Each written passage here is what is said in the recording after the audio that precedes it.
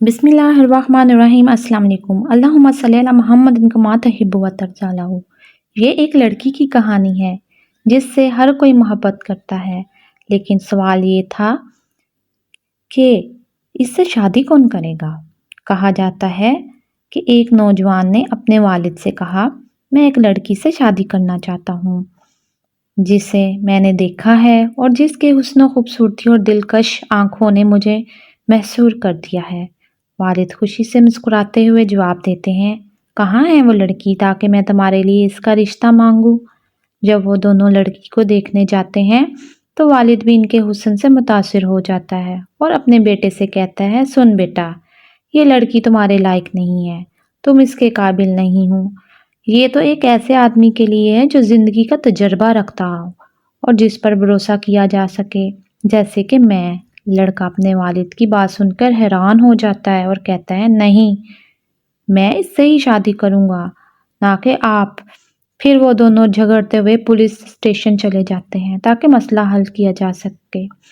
جب انہوں نے پولیس افسر کو اپنی کہانی سنائی تو افسر نے کہا، لڑکی کو بلاؤ، ہم اس سے پوچھتے ہیں کہ وہ کس سے شادی کرنا چاہتی ہے، بیٹے سے یا والد سے۔ جب افسر نے لڑکی کو دیکھا اور اس کے حسن سے متاثر ہوا تو اس نے کہا، یہ تم دونوں کے لیے مناسب نہیں، یہ تو میرے جیسے کسی اہم شخص کے لیے ہے۔ اب تینوں میں جھگڑا ہوتا ہے اور وہ وزیر کے پاس چلے جاتے ہیں۔ وزیر لڑکی کو دیکھتے ہی کہتا ہے، یہ لڑکی تو صرف وزیروں کے لائق ہے جیسے کہ میں ہوں۔ اسی طرح ان میں جھگڑا ہوتا رہا اور معاملہ امیر شہر تک پہنچ گیا۔ جب امیر نے لڑکی کو دیکھا تو اس نے کہا، یہ مسئلہ میں حل کرتا ہوں، لڑکی کو لاؤ۔ لڑکی کو دیکھ کر امیر بھی کہنے لگا، یہ تو صرف کسی امیر ہی سے شادی کر سکتی ہے جیسے کہ میں ہوں۔ پھر سب نے بحث کی تو لڑکی نے کہا، میرے پاس ایک حل ہے، میں دوڑوں گی اور تم سب میرے پیچھے دوڑو گے، جو بھی پہلے مجھے پکڑے گا میں اسی کی بن جاؤں گی اور اس سے شادی کروں گی۔ لڑکی دوڑی، پانچوں یعنی جو نوجوان، والد، پولیس افسر اور امیر، سب اس کے پیچھے دوڑے اور وزیر بھی تھا ان میں سے۔ اچانک دوڑتے دوڑتے پانچوں ایک گہری کھائی میں جا گرے۔ لڑکی اوپر سے انہیں دیکھ کر کہتی ہے، کیا تمہیں معلوم ہوا ہے میں کون ہوں؟ میں دنیا ہوں، میں وہ ہوں جس کے پیچھے ہر انسان دوڑتا ہے اور اپنی آخرت اور دین کو بھول جاتا ہے۔ وہ سب میری تلاش میں لگے رہتے ہیں، یہاں تک کہ قبر میں جا گرتے ہیں اور پھر بھی مجھے حاصل نہیں کر پاتے۔ کہانی ہمیں یہ سبق دیتی ہے کہ دنیا کی چمک دمک کے پیچھے بھاگنے سے بہتر ہے ہم اپنے دین و آخرت پر توجہ دیں، کیونکہ دنیا فانی ہے اور ہمیں کبھی بھی مکمل طور پر حاصل نہیں ہو سکتا۔ پیارے دوستو، آپ نے امام بخاری کا تو نام سنا ہوگا۔ امام بخاری کو اپنی زندگی کے آخری حصے میں اسلامی دنیا کے مشرقی حصے کے حکمرانوں کی طرف سے شدید ظلم و ستم کا سامنا کرنا پڑا تھا، خاص طور پر نیشا پور، بخارا اور سمرقند میں۔ اس کی کئی وجوہات تھیں جن میں شامل ہیں، انہوں نے امرا کے بچوں کو ان کے محلات میں تعلیم دینے سے انکار کر دیا۔ کچھ لوگوں نے ان کی شہرت اور سیرت سے حسد کیا۔ جب امام بخاری کی عمر 62 سال ہوئی تو نیشا پور کے حاکم نے انہیں شہر چھوڑنے کا حکم دیا اور کہا کہ وہ یہاں سے چلے جائیں کیونکہ وہ ناپسندیدہ ہیں۔ وہ وہاں سے ہجرت کر کے اپنی آبائی شہر بخارا پہنچے۔ شہر کے دروازوں پر لوگوں نے ان کا استقبال کیا اور لوگ، طلبہ ان کے ارد گرد جمع ہونا شروع ہو گئے، یہاں تک کہ دوسرے مدرسین کے مجالس اور چھوڑ دیں، جس سے کچھ لوگوں کے دلوں میں ان کے خلاف بغض پیدا ہوا۔ لیکن جلد ہی بخارا کے حاکم ان کی شہرت سے ناراض ہو گئے اور نیشا پور کے حاکم کی طرف سے بھی پیغامات آئے کہ امام بخارا کو بھی نکال دیا جائے جیسے کہ نیشا پور سے نکالا گیا تھا۔ شہر کے حاکم کا نمائندہ امام بخاری کے گھر پہنچا اور انہیں فوری طور پر شہر چھوڑنے کا حکم دیا۔ حکم یہ تھا کہ ابھی شہر چھوڑ دیں۔ امام کو اتنی مہلت بھی نہ ملی کہ وہ اپنی کتابیں جمع کر سکیں اور انہیں ترتیب دے سکیں۔ وہ شہر سے نکلے اور 3 دن تک شہر کے مضافات میں ایک خیمے میں رہے، اپنی کتابیں ترتیب دیتے رہے اور انہیں جانتے تھے کہ کہاں جائیں، وہ بالکل بھی نہیں جانتے تھے۔ پھر امام بخاری سمرقند کی طرف روانہ ہوئے، لیکن وہ شہر میں داخل نہیں ہوئے بلکہ ان کے ایک گاؤں خزیتنگ میں اپنے رشتہ داروں کے ہاں ٹھہرے۔ ان کے ساتھ ابراہیم بن موکل بھی تھے۔ زیادہ وقت نہیں گزرا کہ حاکم سمرقند کے حکم پر فوج ان کے گھر پہنچ گئی اور انہیں سمرقند اور اس کے نواحی علاقوں سے نکلنے کا حکم دیا۔ یہ عید الفطر کی رات تھی۔ حکم یہ تھا کہ ابھی نکلیں، عید کے بعد نہیں۔ امام کو خوف تھا کہ ان کے رشتہ داروں کو کوئی نقصان نہ پہنچے جنہوں نے ان کی مہمان نوازی کی ہے۔ ابراہیم بن موکل نے ان کی کتابیں ایک جانور پر لاد دی اور دوسرے پر امام کو سوار کیا۔ پھر ابن موکل گھر واپس آیا اور امام بخاری کو سہارا دے کر باہر لے آیا۔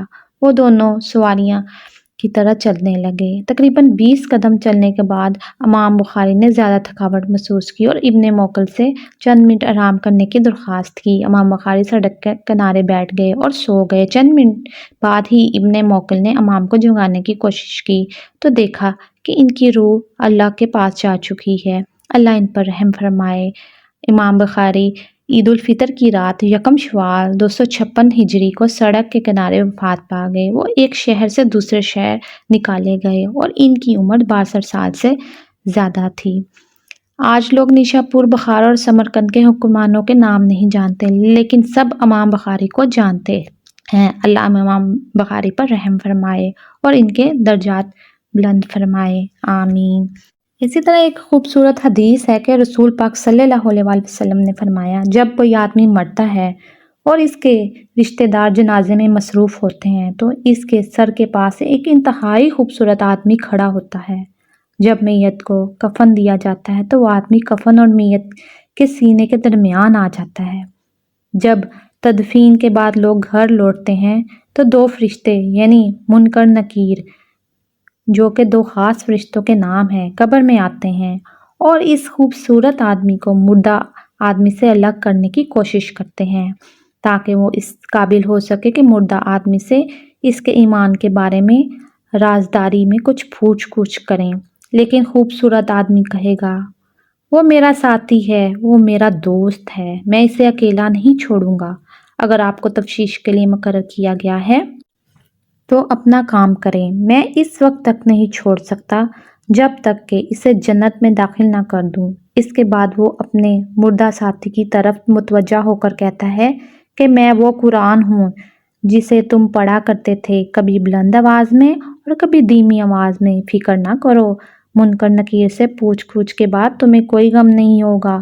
جب پوچھ گچھ ختم ہو جاتی ہے تو خوبصورت آدمی جنت کے فرشتے سے اس کے لیے مشک سے بھرا ہوا ریشمی بستر ترتیب دیتا ہے۔ رسول اللہ صلی اللہ علیہ وآلہ وسلم نے فرمایا، قیامت کے دن اللہ کے نزدیک کوئی اور سفارشی قرآن سے بڑا نہیں ہوگا، نہ کوئی نبی اور نہ کوئی فرشتہ۔ برائے مہربانی اس حدیث کو سب تک پہنچاتے رہیں، کیونکہ رسول پاک صلی اللہ علیہ وسلم نے فرمایا، مجھ سے علم پہنچا دو خواہ ایک آیت ہی کیوں نہ ہو۔ اللہ تعالیٰ ہم سب کو یہ توفیق عطا فرمائے، آمین۔ ہم دعا کر رہے ہیں کہ 7 دنوں میں پوری دنیا کے کم از کم 5 ملین مسلمانوں تک یہ دعا پہنچے۔ انشاءاللہ برائے کرم آج ہی اس پیغام کو اپنے دوستوں کو پہنچائیں گے۔ اور جب آپ قرآن اٹھاتے ہیں تو شیطان کو سر درد ہوتا ہے، جب آپ اسے کھولتے ہیں تو وہ گر جاتا ہے، اور جب آپ اس کو پڑھتے ہیں اور دیکھتے ہیں تو وہ بے ہوش ہو جاتا ہے۔ جب آپ اسے آگے سینڈ کرتے ہیں یا شیئر کرتے ہیں تو وہ آپ کی حوصلہ شکنی کرنے کی کوشش کرتا ہے۔ میں نے اسے شکست دی کیونکہ میں نے اسے آپ کے پاس بھیج دیا۔ کیا آپ اللہ کے لیے جنگجو ہیں؟